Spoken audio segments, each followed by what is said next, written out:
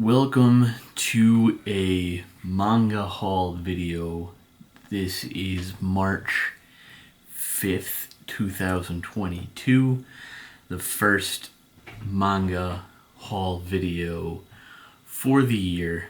Hopefully not the last. Probably won't be the last. Probably the first for a while and the only one for a while. We've got actually 3 different manga pickups today, and I have also got a regular book as well, a novel, I guess, not a graphic novel or anything like that, just a regular novel. So I guess we'll start with the novel, and then we'll go from the manga that I have the least of, because I have the first of one, the two from another series, and then I have 7 from another series. So we'll start with the book first, and then we'll go from in the manga. So I saw this at this is called Lovecraft Country. I've never read this book yet. I've actually honestly never even heard of Lovecraft Country until about last week. I went out book shopping, and I picked this up. The kind of sort of intrigued me a little bit. I was sort of turned off by the soon-to-be an HBO series sticker on the cover of the book, which cannot be removed, by the way. It's printed onto the cover of the book. They had two different issues. This version of the cover, and then they had a version of the cover that was with a cover that you always usually see when books get adapted into TV series or movies or something, where they have the actors from the movie on the cover of the book, so that they had a book with the couple characters from the series. But I liked this cover a little bit more, mostly, and I don't really like movies. I don't like it when they adapt the book into a movie and then back into a book, or you know what I mean? Like, why do you need to put the characters from the movie or television series on the cover of the book that the movie or television series is based off of? Like, I don't really honestly care. Like, if I like the book, I'll go out and watch the series. Like, I don't want to, whatever. Not really, my thing, but whatever. I like Lovecraft, H.P. Lovecraft, so I figured I'd pick that up and see what it's all about. So, jumping into the manga, we have the first issue of Devil's Line. This is from, and I apologize for this mispronunciation beforehand, this is Rio Hanada. Again, I do apologize for that probable mispronunciation. But I saw this, and I kind of read the description on the back. It kind of sounded like Tokyo Ghoul, just sort of role swapped a little bit. It says Tsukasa, a college student, is rescued from an attack by a devil, one of many vampires that can blend in among the human population. So that, if you've seen or read Tokyo Ghoul, it kind of sounds a little familiar. Anzai, her savior, is half devil. Sounds familiar. Who exploits his supernatural gifts as a member of a shadowy police task force. So now we're getting Tokyo Ghoul, and we're getting a little bit of Psycho Pass in here as well. Both series I loved. I'm not hating on either series. I liked Tokyo Ghoul. Got a little iffy around the second season, but we'll let that slide.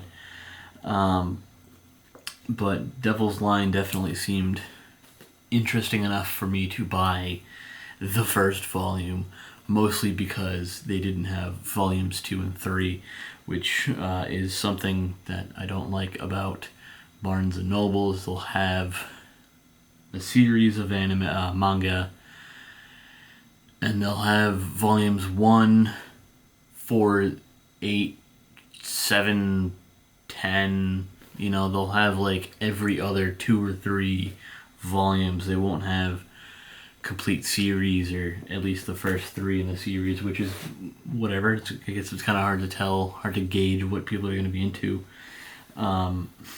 Speaking of, I saw a sort of trailer for the upcoming anime for the spring 2022 season of anime.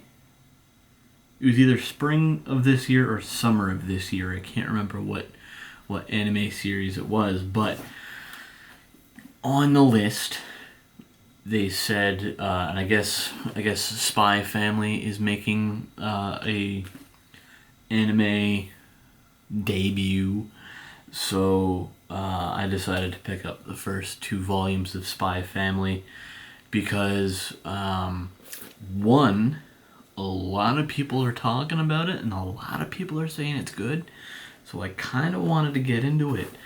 And even just flipping through and reading like the first 2 or 3 pages,